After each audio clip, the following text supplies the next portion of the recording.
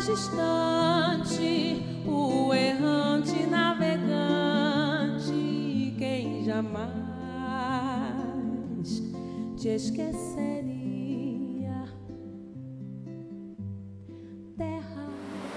Amigos do Teia da Vida, estamos de volta ao Sapiens, hoje com um momento especial, esse mini painel, que nós vamos tentar passar para vocês um resumo do que foi o breve estudo sobre o livro Pequeno Tratado das Grandes Virtudes, do filósofo André Comte Sponville.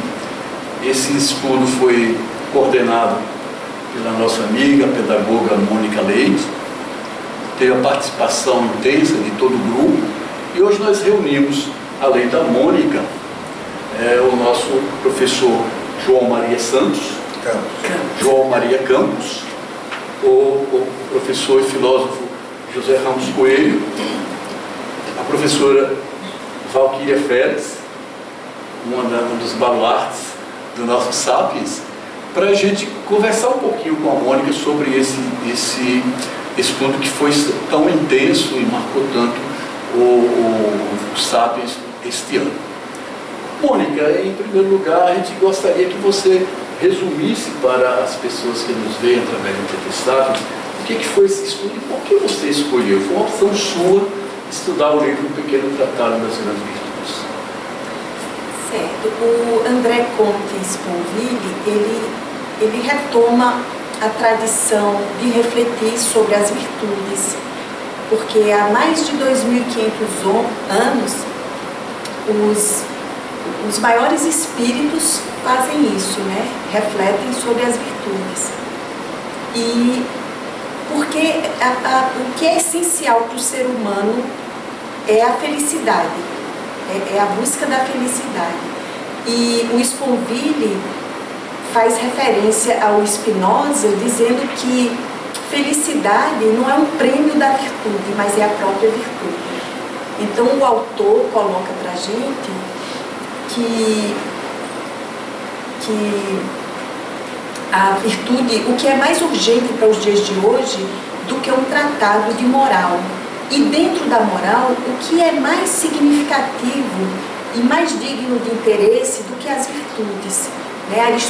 Aristóteles já dizia também, o grande mestre da tríade de filósofos, desde Sócrates, Platão e Aristóteles, que a felicidade é uma sabedoria prática, e a virtude é essa sabedoria prática. Então o Sponville, ele pega esse tratado, esse pequeno tratado das grandes virtudes, elenca 18 delas, começando pela polidez, que ainda não é uma virtude, é um simulacro de moral, e até chegar ao amor, que ele diz que já não é mais virtude, porque é muito além disso. Então, em resumo, é isso, é um tratado de moral a respeito das virtudes, e para que nós, hoje, nos dias de hoje, mais do que nunca, a gente pense nas nossas insuficiências e meça a distância entre o que a gente é e o que a gente pode ser, porque a virtude é uma disposição adquirida para fazer o bem, né? É um esforço pessoal, é um hábito operativo. Então, cada um de nós pode se aprimorar nisso e, em última instância, beneficiar-se a si mesmo, porque vai atingir a felicidade com esse bem-estar de ser virtuoso. Mônica, nós sabemos que o mundo de hoje ele é muito, digamos assim, utilitarista, há um pragmatismo muito grande, né? Você já falou um pouco sobre a importância desse estudar a virtude nos dias de hoje, né? Mas eu perguntaria a você, há uma receptividade a esse tipo de tema quando nós estamos cercados de tantos estímulos a uma vida mais consumista, uma vida mais utilitarista? Como você diria uma aplicação desses ensinamentos do André Comte Sponville no dia a dia nosso? Eu acho que, de uma maneira geral, não saberia medir isso, mas eu acredito que há pessoas, sim, há muitos grupos interessados, muitos grupos de pessoas interessados em refletir sobre essas questões, né? Exatamente para fugir um pouco dessa coisa tão imediatista que é o viver hoje, essa profusão de informação que se sobrepõe, tem se sobreposto à questão mais reflexiva da vida, né? Do estar no mundo, do agir, do pensar. Então, eu acredito que é para essas pessoas que um tratado dessa natureza é feito, né? Para que a gente possa parar um pouco, né? Para o mundo, vamos descer um bocadinho dessa turbulência tão grande e meditar um pouco, né? Como esse grupo faz tão bem, os Sapiens, arranjar esses espaços, esses tempos para desligar o celular, desligar os eletrônicos e se voltar um pouco para a gente, mas de maneira que dessa forma, quando a gente se volta para si, em busca dessas virtudes tão importantes, a gente só faz isso porque a gente tem que compartilhar com os outros. Não há sentido de existir dessa disposição, desse esforço por ser virtuoso, se não for pelo outro, né? Pelo convívio com o nosso próximo. Ok. Antes de iniciar assim, um leque de perguntas aos nossos convidados, eu perguntaria a você, o André Contes Porfírio, nesse livro, ele faz uma hierarquia de virtudes, e ele cita, se não estou enganado, 15 ou 18 virtudes, 18 virtudes, não? É você que estudou o livro e compartilhou conosco as suas reflexões. Qual a virtude, qual dessas 18 virtudes você colocaria como a mais necessária, a mais urgente nos dias de hoje, ou as mais urgentes, dependendo da escolha? É interessante você colocar aí dessa forma, porque ele exatamente diz que não há uma sequência hierárquica. Ele apenas pensou na primeira, que é polidez, que ainda não é uma virtude, e na última, para fechar, que é o amor, que vai além de uma virtude, né? Mas ele fala rapidamente das 18, talvez eu esqueça de alguma, mas de polidez, das 4 virtudes cardeais, prudência, temperança, coragem, justiça, passa por fidelidade, compaixão, misericórdia, gratidão, simplicidade, humildade, bom humor, boa fé e fecha com amor, né? E no final disso você pergunta qual delas. É difícil você dizer, porque todas elas são fundamentais, e ele diz, é muito importante que ele, quando ele diz, e não basta nem só a gente amar, embora não seja uma virtude, mas não basta só amar, você tem que ter lucidez, tem que ter sabedoria, tem que ter prudência, para saber fazer as escolhas adequadas, escolher os meios mais certos, e, sobretudo, aliar o prazer à felicidade, porque nem todo prazer é felicidade, mas toda felicidade ela é cheia de prazer. O prazer tem que regozijar a alma. Então, é no amor que a gente encontra a expressão maior de todas as virtudes. E cada uma delas não deixa de ter isso, que é essa disponibilidade intrínseca que a gente tem de amar. Ok. Então eu faria uma pergunta semelhante aos nossos amigos que participam desta conversa. Em primeiro lugar, ao nosso professor João Maria Campos, dessas virtudes que nós aprendemos, nós vimos durante o estudo coordenado pela Mônica, o que você consideraria mais importante do teu ponto de vista, no sentido de dar um up na nossa vida, melhorar a qualidade de vida das pessoas? Eu tenho a impressão que a carência de virtudes, né, ela também torna a vida muito mais dura, muito mais amarga, muito mais cheia de dificuldades. Eu estava rindo aqui com o Mônica, quer dizer, eu concordo com o Mônica, é isso aí, Mônica, tá tudo que o Mônica disse está tudo ok, porque na verdade é isso mesmo, quer dizer, elencar uma dessas aí, uma virtude só, né, é meio difícil, porque são circunstâncias da vida da gente. Na verdade, quando ela elenca essas virtudes, o autor, ele elenca, como ele falou mesmo, sem uma hierarquia definida. Essa é a primeira, essa é a principal, essa é a primórdia, essa é a mais importante. Cada um, nas suas circunstâncias de vida, pode se encontrar como meta não só uma virtude, porque uma leva a outra dentro desse processo. Né? É um processo de ser um instante separado da outra. Né? Quando você começa a compreender o seu crescimento interior e pessoal, você perceberá que a procura dessas virtudes é a procura do seu próprio eu, da sua capacidade de se encontrar, da sua capacidade de se relacionar e principalmente, como o Montes me falou, essa dimensão que eu acho interessante de uma pessoa que não é religiosa, né, o autor, que é bom que se caracterize, ele é um ateu, né, que tem uma concepção espiritualista, apesar disso, por isso mesmo, tão verdadeira. E o que nos remete a gente perceber como a gente se identifica com o outro. Do mesmo jeito que nós estamos aqui, né, algumas pessoas conheço, outras não, né, algumas me identificam afetivamente, outras não. E assim como as pessoas que estão vendo aqui a TV Sapiens também, mas a gente se identifica enquanto um fator importante, que é de ser humano. E ser humano é a procura dessas virtudes. Então, elencar uma principal, acredito eu, não tem um como de responder isso. Às vezes, em algumas circunstâncias, para alguém, em algumas situações, algumas dessas virtudes para a gente, pessoalmente, podem ser importantes, mas é evidente que todas são importantes. E, na verdade, o amor, compartilhar, né? Eu acho que o principal disso, quando quem compartilha, exerce um ato, que é o ato de amar, né?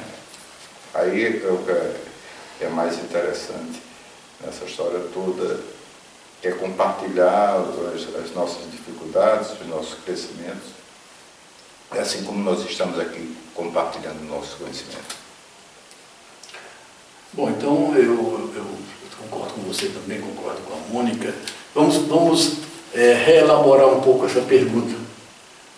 Ramos, você como filósofo, como professor, o que mais te tocou nesse estudo coordenado pela Mônica Leite, com base no livro do André Couto Sponville? Eu gosto muito de um ditado que diz assim, o importante não são as cartas que você recebeu no jogo da vida, o importante é o que você faz com elas. Então, me parece que com esse seminário que a Mônica apresentou, o que me tocou muito foi o apelo que o autor faz em relação a necessidade de superação das pessoas. Então ele mostra assim que você tem virtude quando você se esforça realmente, você tem uma tendência, digamos assim, que não seja virtuosa, mas você se esforça e esse esforço é que torna o indivíduo virtuoso. Então essa apologia do esforço foi uma coisa assim que me tocou bastante no livro dele, né? Eu achei uma coisa curiosa, essa necessidade do esforço, porque a gente sabe que para haver uma mudança na nossa vida, um melhoramento, a gente tem que dedicar um esforço, uma determinação, porque se a gente não coloca essa força, essa intenção, esse esforço, a gente realmente fica no mecanismo da repetição. Mas em relação à questão que você colocou, qual é a virtude que me tocou, a gente vai ter a preferência nesse cardápio de virtudes, assim, aquela que a gente está mais carente, né? Então eu diria assim que uma virtude que me tocou especificamente foi a questão da humildade, que é uma virtude muito, digamos, fora desprestigiada, digamos assim, nos dias atuais, né? E por que eu colocaria essa questão da humildade? Humildade não no sentido da submissão, né? Humildade no sentido assim de você perceber o seu lugar no universo, você perceber que você é uma parte ínfima do universo e quando você se coloca a serviço do universo, então você descobre nessa simplicidade ou nessa insignificância uma grandeza, porque você está em sintonia com o universo. É como se o universo fosse regido por uma lei do karma, uma lei universal, e você coloca o seu dharma, a sua missão de vida em sintonia com esse karma. Então eu acho que a virtude da humildade, que a gente vive num mundo extremamente carente de serviço, de você se colocar assim, a sua missão pessoal a serviço de uma coisa maior, né? As pessoas são muito egocêntricas. Esse mundo, como a gente está falando, é um mundo consumista, as pessoas veem mais o seu lado egoístico, vê o que é que pode tirar dos outros, né? O que é que eu posso tirar para mim, e não o que é que eu posso contribuir para o mundo, né? Então, eu acho que a virtude da humildade seria, para mim, uma virtude que me tocou mais, né? Talvez que eu esteja mais carecendo dessa virtude da humildade também, né? Nesse mundo narciso, nesse mundo egoísta que a gente vive. Valquíria, qual seria a sua observação a partir dessa mesma angulação, desse mesmo questionamento? Bem, durante todo o estudo, eu tive sempre aquela preocupação que Ramos começou logo a falar, que para mim sempre o importante não é o que se sabe, mas é o que se faz com aquilo que se sabe. E eu tenho sempre essa preocupação com relação a aproximar bem a intenção do gesto, porque isso é muito difícil. As pessoas, a gente pode até praticar virtude e não ser virtuoso. Então, o grande esforço nosso é de se tornar uma pessoa virtuosa, porque na medida em que você se torna virtuoso, você incorporou um amor que você dedica ao outro, um amor que você considera o outro como formando uma unidade consigo, com o universo, com o cosmos. E achei interessante o estudo, porque apesar de nós termos estudado anteriormente, até foi com Ramos que apresentou o estudo das virtudes, através do contraponto com os pecados capitais, desta feita, por se tratar de um filósofo cético, materialista, chama atenção, e uma coisa que me intrigou, que eu procurei ver nas entrelinhas: será que a necessidade, quando ele não reconhece a dimensão espiritual como constitutiva do ser, e lista essas virtudes como necessárias a uma felicidade interior, eu fico me perguntando se a pessoa que não incorpora essa dimensão, não reconhece conscientemente essa dimensão espiritual, se isso pode ser praticado na sua plenitude. Então, durante todo o tempo, eu fiquei observando isto. Aí você diz, sim, mas o materialista, o cético, ele pode praticar tudo isto e desconhecer totalmente, pelo menos na consciência dele e no mundo objetivo em que ele se situa, ele não se reconhecer como um praticante espiritual. Então, mas tem algumas virtudes que, quando você examina bem, parece que elas são intrínsecas desse reconhecimento. E uma pessoa que se diz que não incorpora essa dimensão, ela não reconhece, mas intimamente intimamente ela tem essa dimensão, embora não se reconheça como uma pessoa espiritual.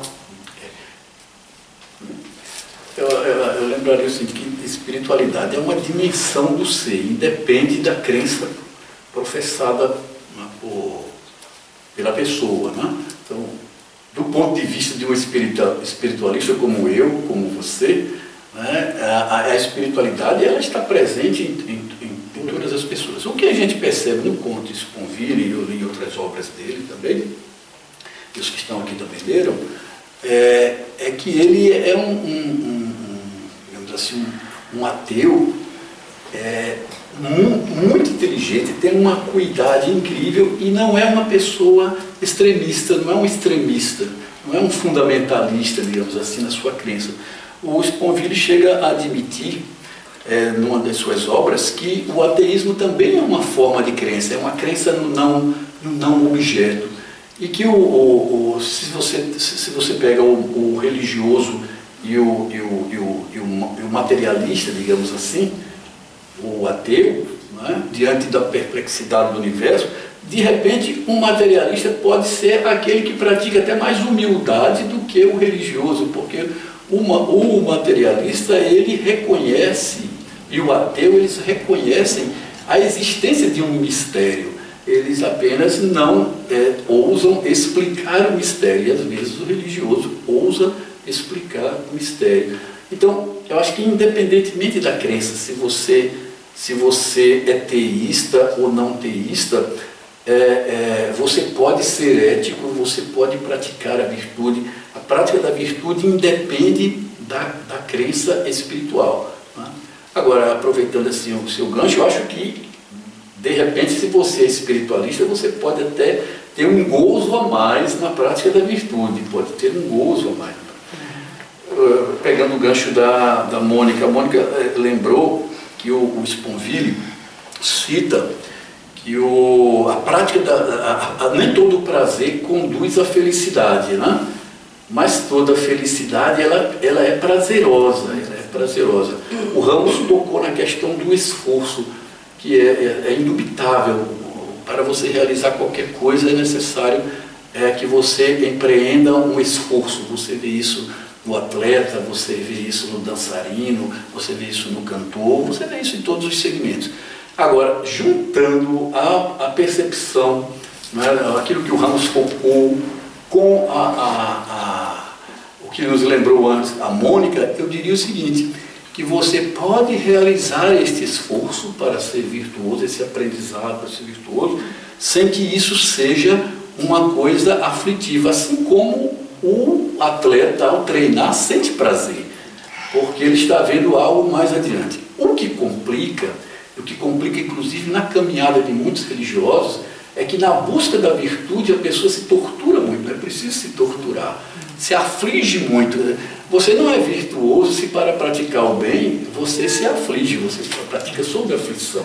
Você pode realizar o esforço de uma forma light, de uma forma leve, né? E isso também a prática espiritual contribui, mas contribui também uma visão clara, né, de grande acuidade de um homem como o Sponville, que não é teísta, não é espiritualista, mas ele tem uma acuidade para perceber e viver, digamos assim, a sua dimensão espiritual. Foi o que eu percebi assim nesse...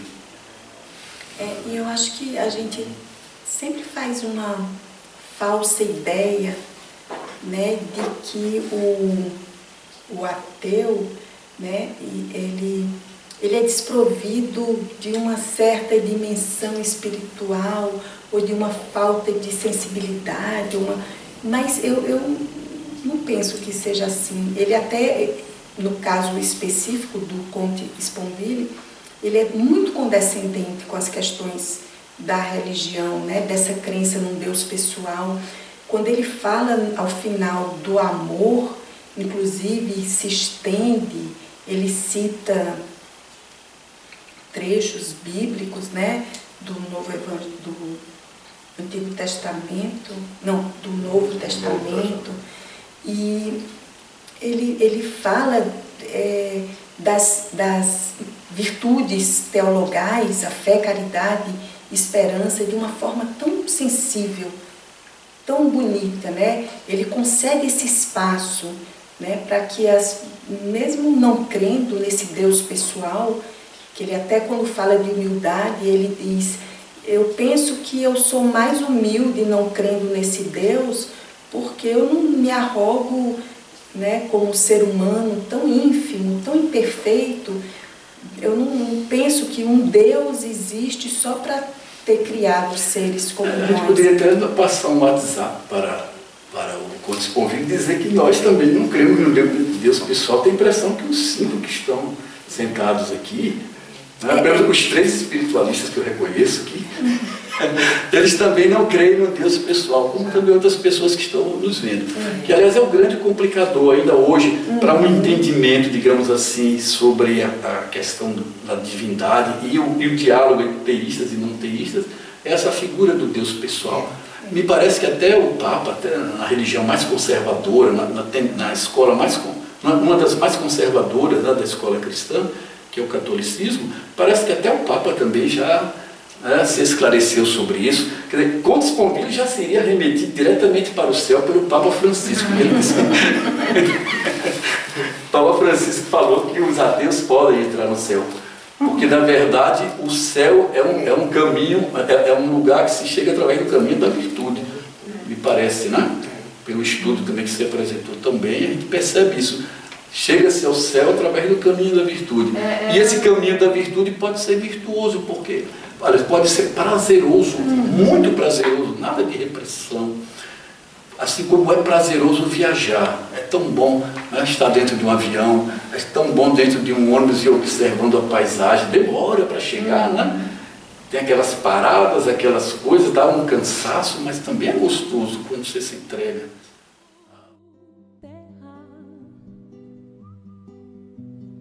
Terra, por mais distante, o errante navegante, quem jamais te esqueceria. Terra. Esse tema eu acho muito interessante, o tema, esse estudo da virtude, e é curioso que um materialista tenha retomado esse tema, que é muito dentro da tradição espiritualista, né? Porque hoje em dia falar sobre virtude parece uma coisa muito fora de moda, né? É um tema assim, muito fora de moda, mas para mim é um tema extremamente relevante, né? Por exemplo, os gregos chamavam a palavra virtude de arete, que significa excelência. Então, uma coisa que é excelente na natureza que ela tem, aquilo é virtuoso, né? Porque a palavra virtude a gente associa muito à tradição cristã, mas os gregos já falavam, tematizavam essa questão da virtude como sendo a busca da excelência. E se você é excelente naquilo que você é, existe uma espontaneidade nessa excelência, né? Quando eu falei a questão do esforço, como você colocou, a questão do atleta, e a gente começa a desenvolver a nossa excelência, a coisa flui naturalmente, não fica aquela... a gente fica assim no sufoco assim, do esforço quando a gente está indo contra alguma coisa que não é natural, né? A gente está talvez no caminho errado, porque quando a gente está no caminho certo, a gente sente uma onda favorável, a gente sente que a gente está, digamos assim, desabrochando e a gente sente que está no caminho certo. Então há uma certa espontaneidade nesse esforço, né? Então eu acho que esse tema da virtude é um tema interessantíssimo, porque mostra como é que a gente pode desenvolver nossos potenciais enquanto ser humano, né? Então, e hoje em dia a gente vê que a humanidade está se dirigindo pelo caminho errado.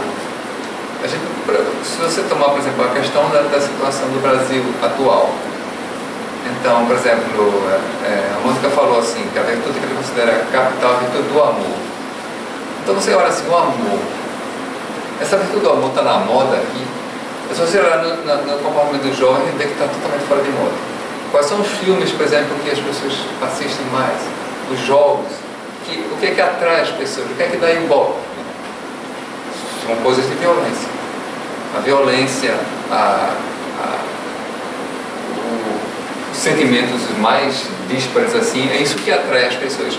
Um filme de amor geralmente espanta a maioria das pessoas. Então, o amor seria uma virtude que as pessoas não parece que incomoda as pessoas.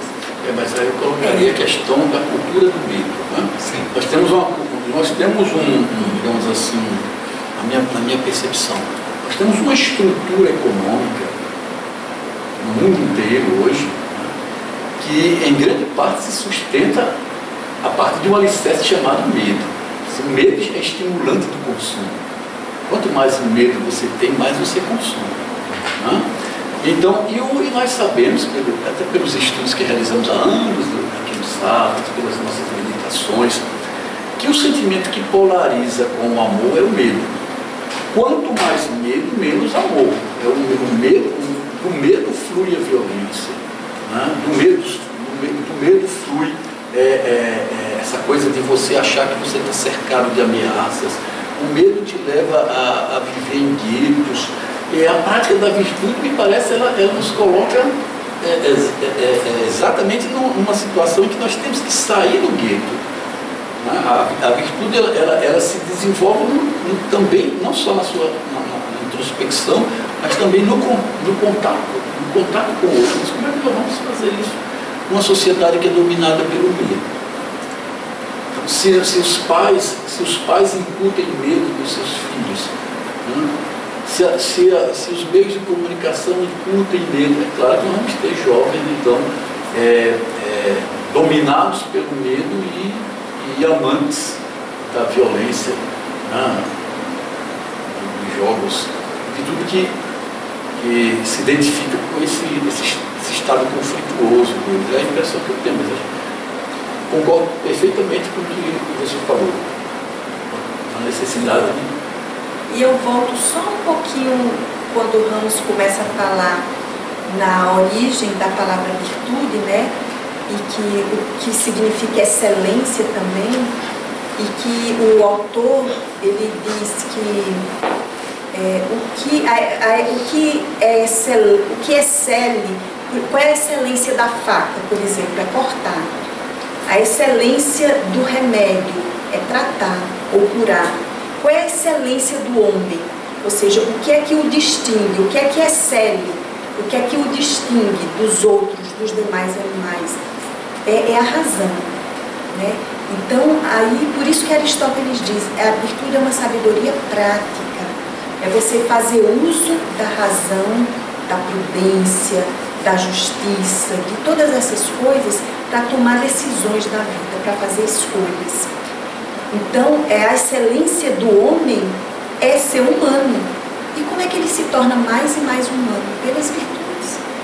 Pelo esforço que ele faz em se aprimorar como ser humano. A gente não nasce com essa humanidade toda, a gente se torna mais e mais humanos pelo esforço que a gente faz. E eu, diferente de Ramos, eu acho que o mundo está melhor. Eu acho que o mundo, se a gente comparar inúmeros acontecimentos e circunstâncias mundiais, né, de costumes mesmo, desde escravidão, que já existiu, e as grandes guerras, não que não haja mais, mas os costumes, os hábitos, a situação da mulher, da criança, do idoso, as questões civis da sociedade que estão sendo tomadas com legislação, com transparência, com o avanço do poder da mídia, da informação, né, do jornalismo, da justiça, né, os ministérios públicos, todos esses braços que estão avançando, né, para a cidadania, para a sociedade civil. Mas aí já é uma outra história que não deixa de ser a mesma. Eu concordo um pouco com o caso aí, que se remete, é interessante que o Ramos coloca, você também, Mônica. Mas o que é mais interessante, o que eu acho, quando nós estudamos, o que nos chamou a atenção, porque estamos falando da questão da educação, né? A virtude enquanto ser um processo de... Nós que somos educadores, professores, a gente sabe que a educação exige esforço, exige temperança, existe resiliência, existe capacidade de raciocinar. Né? O importante para o professor não é aquele aluno que é um gênio, é aquele que se faz melhor do que eu enquanto professor. É aquele que me faz, eu dou para que o outro cresça, inclusive mais do que eu. Esse é um processo de educar, por isso que isso é um ato de amar. Isso que educar é um ato de amor, porque na verdade por isso as virtudes, e ele fala sobre isso, só são virtudes porque nós somos imperfeitos nessa procura da perfeição, dessa ânsia que a gente tem. Por outro lado, se fala, é verdade, por exemplo, num país como o nosso, essa discussão talvez seja muito contemporânea, porque ela vai remeter à ética, que me parece um pouco que está faltando por aí, principalmente aqui, né? Na América Latina, no Brasil. E ele fala da tolerância, e quando a gente fala da tolerância, a gente nos remete, por exemplo, a esse grande drama que se está tendo aí dos imigrantes, né? Da intolerância. Quando a gente fala da intolerância, então, inclusive religiosa, nos remete aí a questão do fundamentalismo islâmico, que não é a religião islâmica como um todo, mas uma passada dela que tem tragédias, né, que são minorias, mas que criam uma tragédia enorme. Quando a gente fala no meio de comunicação, a gente fala como meio de comunicação que socializou informações, que nos e democratizou, na verdade, essa informação, mas ao mesmo tempo é aquela mesma que nos faz esquecer que a gente pode interagir com pessoas, como a gente está falando aqui. É difícil, viu? Provavelmente, se a gente estivesse em algum lugar, a gente estaria com o celular, estaria na rede social, estaria fazendo uma selfie, estaria talvez até conversando pelo WhatsApp. Então hoje é difícil a gente estar conversando, é difícil se ver. Um dia desse eu vi acho que hoje na televisão mostrando uma foto de um evento aí, que tinham não sei quantas pessoas, não tinha ninguém que não estivesse no celular, só uma senhora que olhava a pessoa diretamente. Então a gente, olha que loucura, ao mesmo tempo que a gente globaliza essas informações, e ao mesmo tempo que a gente socializa, isso foi importante, né, a gente se torna menos humano, porque nós nos tornamos menos na relação pessoal, deixamos de ter e usar isso como instrumento. Então esse eu acho que é o grande desafio de nós enquanto humanidade, isso que você está falando, é a capacidade do homem ter de saber o que fazer com esses instrumentos. Será que a gente vai melhorar ou não? A história demonstra que nós não somos sempre linear. O crescimento dela não é linear, mas sempre é um crescimento. E aí eu vou remeter à questão espírita que irmãos aqui discutindo e acreditam nos espíritas que a sociedade é sempre um avanço. Nós estamos sempre com um aprendizado de avanço. Eu também concordo. Mas aqui tem coloca um ensinamento oriental, né? Dos ciclos. Dos ciclos.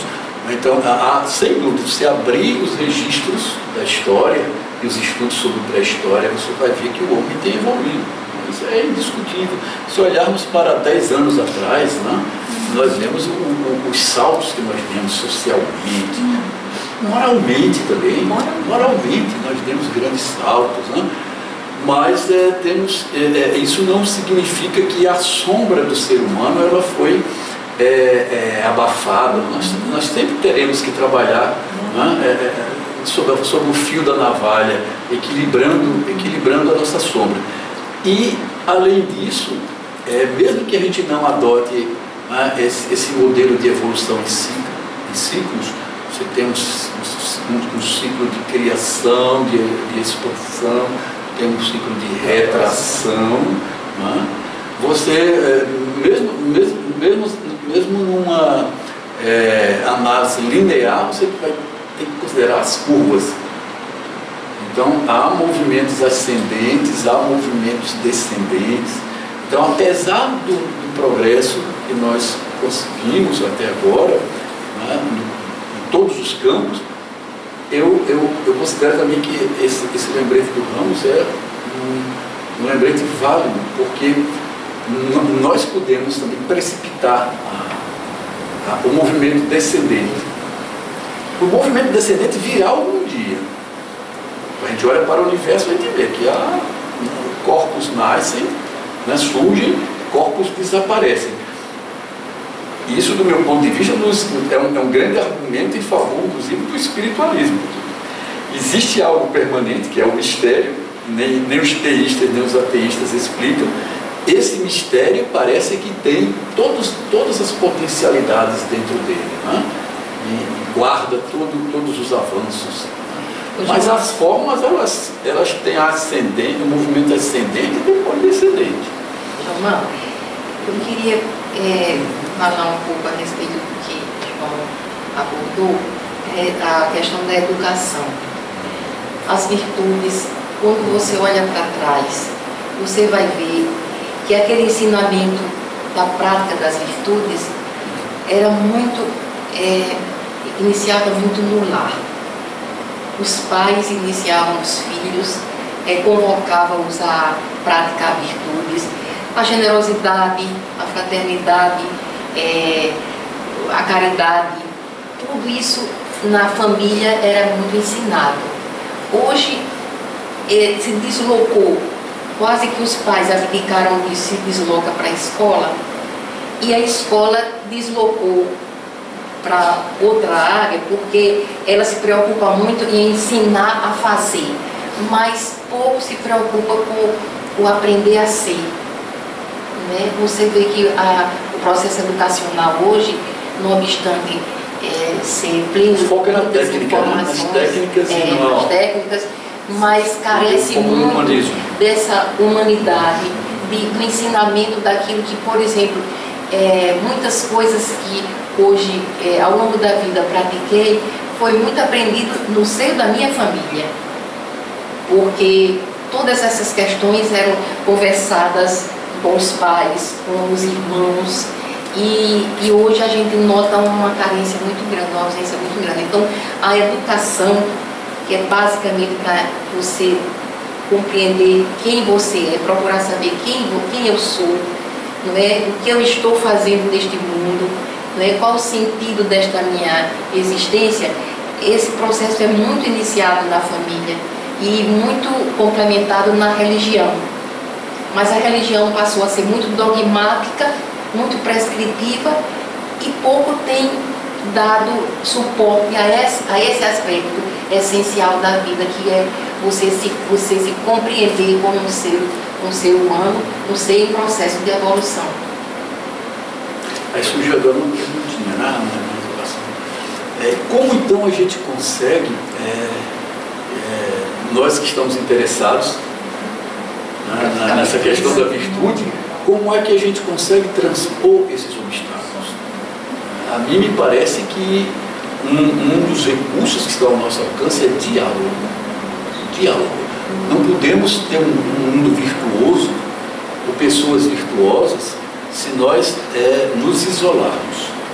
Se nós que estamos buscando a virtude nos considerarmos superiores aos outros. Eu acho que vou descer um pouco mais. Eu creio muito no poder da geleia geral. Eu não creio que nós formaremos um mundo melhor isolando os virtuosos mas levando os virtuosos a conviver com os contextos de risco. Os contextos de risco. Eu gosto muito é um pensamento da poetisa Coralina, que ela diz assim: feliz aquele que ensina o que sabe e aprende o que ensina, né? E eu me lembro de outro ditado que eu achei muito interessante, que diz assim: a viagem mais importante que a gente faz é a viagem do pensamento, da cabeça ao coração, quando a gente faz essa conexão. Porque quando a gente fala sobre virtude, a gente está falando sobre princípios bonitos, né? Ética, valores e tal, mas uma coisa é a gente falar, outra coisa é a gente fazer. Então, como é que a gente consegue interiorizar essa informação? Porque a gente vive no estresse de informação, a gente tem informação do que é certo e tal, mas o que a gente mais vê é as pessoas sabem o que é certo e faz o errado. A gente vê em todo caso, vê nutricionista que dá aula de nutrição na universidade e sai para almoçar no McDonald's, ou médico que faça isso, faça aquilo e faz tudo o contrário, ou psicólogo também que faz teorias sobre o comportamento humano, a psique humana, e você vê a prática dele é totalmente perturbada e neurótica. Então, como é que a gente faz essa conexão entre... Que o objetivo aqui seria o quê? Fazer com que a sabedoria seja prática, né? A questão da virtude é uma sabedoria prática. Então, para não ficar só no bate-papo, só na coisa teórica, como é que faz a gente conseguir trazer essa teoria do céu, das ideias, para a Terra? E a gente conseguir viver isso, que eu acho que é a questão essencial. A prática da virtude. Eu acho que você deu a resposta no início, na sua primeira intervenção, quando você realçou a virtude da humildade. Eu acho que a primeira virtude para trabalharmos essa questão da virtude na humanidade atual é a virtude da humildade. Aí tem essa coisa que, do meu ponto de vista, conduz à geleia geral. Você tem que descer. Não é muito produtivo, parece que a história prova isso, você esperar que quem está lá embaixo suba. Você tem que descer, inclusive com a disposição de aprender com quem está lá, porque não existe essa coisa também, do meu ponto de vista, de que há camadas ou há pessoas 100% virtuosas e há pessoas 100% não virtuosas. no aparentemente não virtuoso, existem muitas virtudes que a gente não conhece, que a gente pode aprender, não é? com eles. E vice-versa, o não virtuoso, do nosso ponto de vista, também vai aprender alguma coisa no nosso contato. Então, eu acho muito importante. Eu acho que é o desafio, é a pergunta final para todo mundo, que é um desafio. Como fazer isso? Como você realçou, há um mundo que não estimula o estudo da virtude, que acha muito desinteressante, por todos os interesses aí. Os outros membros aqui do nosso painel, acho que concordaram com você pelas falas que surgiram, acho que concordaram. Nesse sentido. Em parte, né? Então o desafio prático, vamos dizer assim, seria: e como nós vamos fazer num mundo que dá tão pouco valor à virtude para levar adiante esse interesse pela virtude? Pelo menos interesse. Tem que haver primeiro interesse para depois haver um esforço, né? E se ter alguma coisa mais adiante. Você não acha do meu ponto de vista é o diálogo, e para o diálogo tem que haver, aí eu realço, qual a virtude que me chamou mais a atenção também? A humildade. A humildade. Entendeu? Porque a humildade é o ponto de partida. A humildade diz: eu só sei que nada sei, como Sócrates, eu tenho que aprender, e eu abro os braços. E aí vem o resto. Então a humildade, eu acho, é fundamental, e a partir dela o esforço de diálogo, conhecermos. Nós nos conhecemos muito pouco. Eu acho que o diálogo é importante, sabe? Porque ele traz informação e traz abertura para o diferente. Mas eu pessoalmente, eu tenho uma inclinação muito grande pela vivência. Sim, o diálogo é a vivência. O exemplo, O diálogo é a vivência.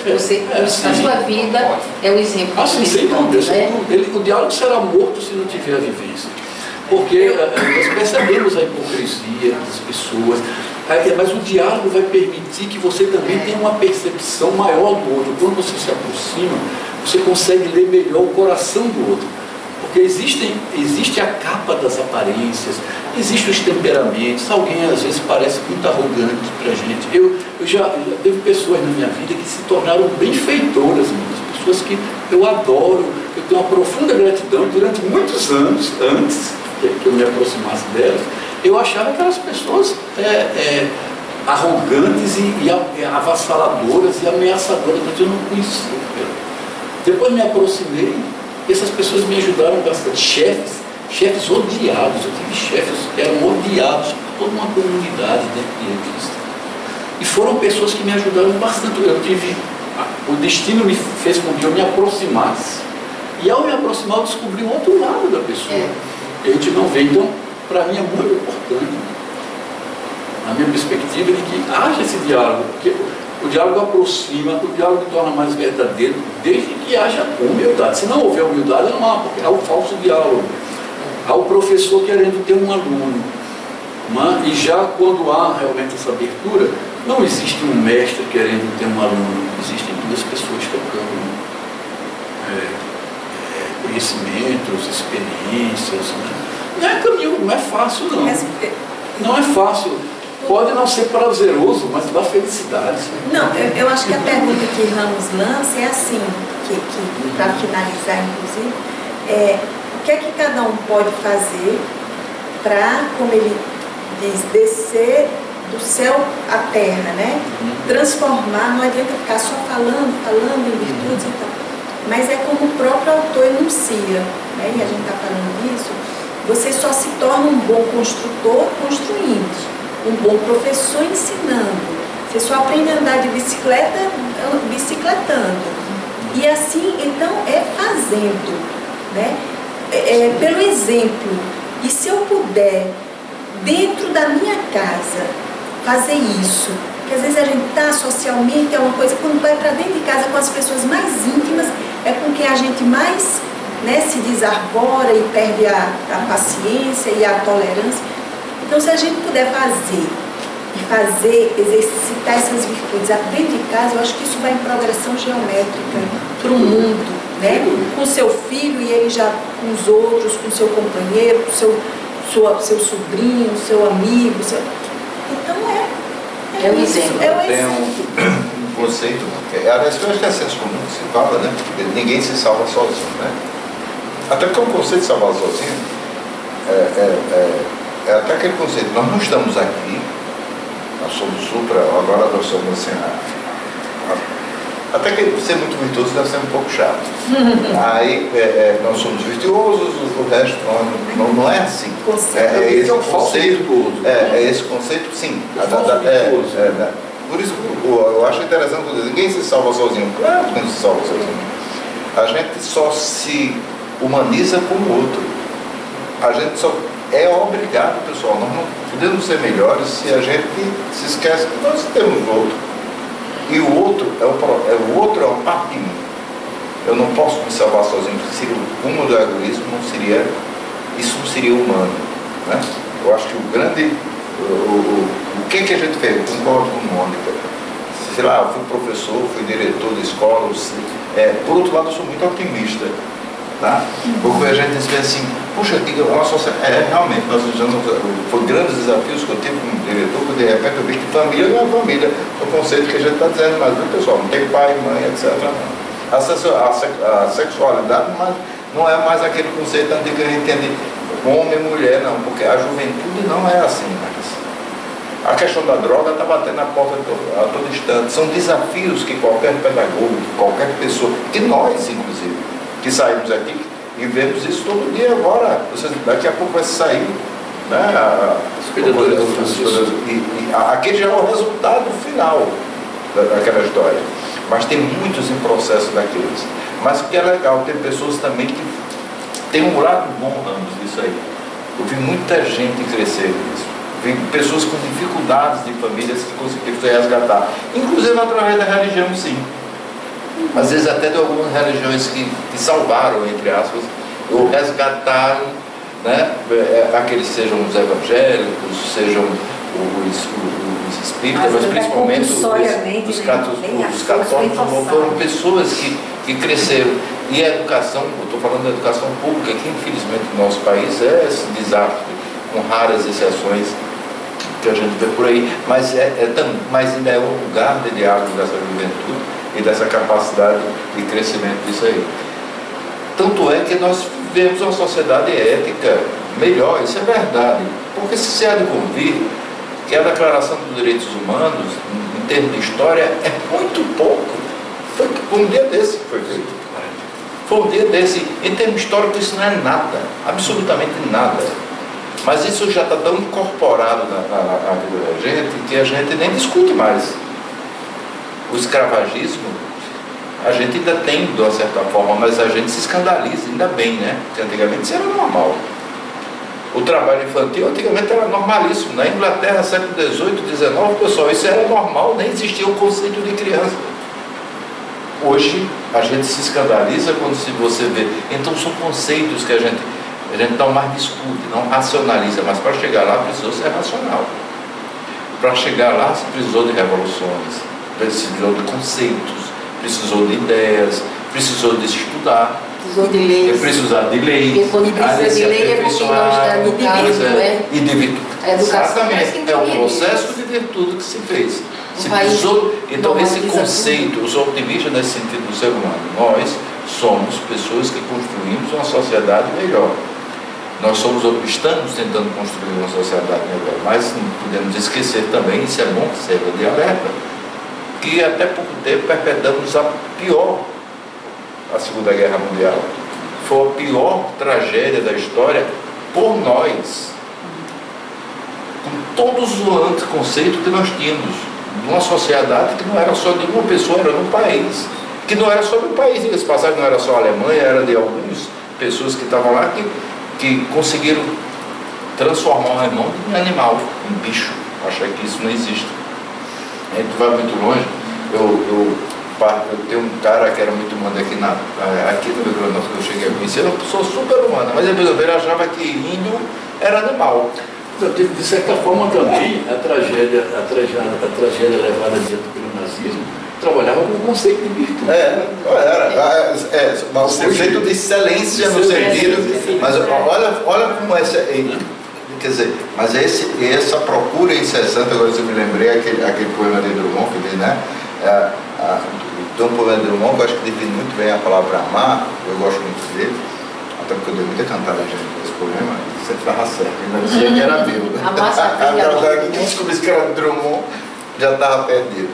Mas veja só, então eu acho que nós vivemos uma sociedade, sim, eu sou otimista nesse sentido, né? Que a gente, mas por outro lado é bom que a gente se lembre. É como você disse, a gente pode voltar. A gente pode melhorar? Pode. É nas crises que nos tornam melhor. São as crises que podem nos fazer um salto qualitativo. Mas também as crises em muitas coisas podem dar um salto pior. A Alemanha foi bem claro disso. Era uma grande crise e deu no que deu. Né? Mas em outros, as grandes crises fizeram com que eles superassem.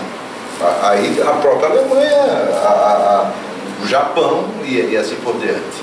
Né? Mas a questão da crise ética, eu acho que a gente está passando, sim. É uma discussão séria que a gente está passando. Inclusive no nosso país, inclusive por nós mesmos. Quando nós falamos aí das nossas lideranças, nós as criticamos com toda a justa razão, mas a gente também às vezes contribui, a gente sabe disso, né? Contribui com, vamos lá dar um jeitinho brasileiro aqui, não vamos pagar aquela conta aqui, deixa de passar. Nós, de uma certa forma, está aí. Eles são o resultado do que nós somos. Mas também tem um lado positivo dessa história. Né? A autocrítica, a capacidade de fazer e principalmente essa vontade. É nesse sentido que eu acho que a gente pode sim, eu concordo muito, fazer dentro de casa, fazer na vida da gente, na vida social da gente. Né? É esse passo que dá. Não adianta a gente fazer 10 seminários de virtude, porque primeiro vai dar pouca gente. Segundo não vai atingir como tem, mas é no ato, é na prática, é no dia, é no saber amar, é no compreender o outro, é na percepção do outro, é nessa capacidade que a gente tem de empatia com o outro, é de fazer, como o autor diz, que eu acho que o mais interessante disso, né, que é a prática mesmo. Não adianta a gente estar teorizando se a gente não tem a prática. Amar. Se aprende a amar.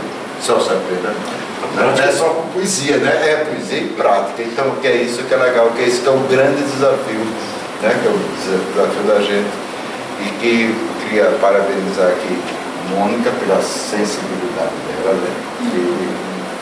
De trazer, né? Esse tema, né? E aliás, muito bem coordenado, apresentado. De forma graciosa. E manifestado através da virtude da doçura. É verdade. Então, foi uma... Tem que haver um contrapeso. Ao pecado do rústico, da rudeza. É um esforço. Ela é uma representante. É uma... E isso que... E ter compartilhado com você, está compartilhando isso aqui, isso é muito legal, né? Na verdade, a gente está. Mas... e que venham outras, né? A gente vai estudar, né? Se são outras, aprofundar essas discussões dessa prática. Pois é. Isto é Sapiens, isto é Teia da Vida, são os nossos encontros semanais. E muito obrigado a todos, obrigado a Mônica, obrigado ao Ramos, a Valquíria, ao João. Obrigado, Gilmar. A todos os companheiros do nosso grupo. Virão outros sim. Nós é que agradecemos pela oportunidade.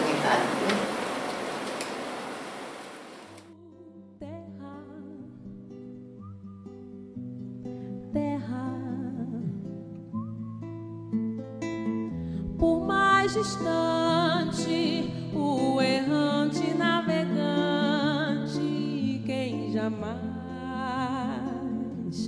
te esquecer.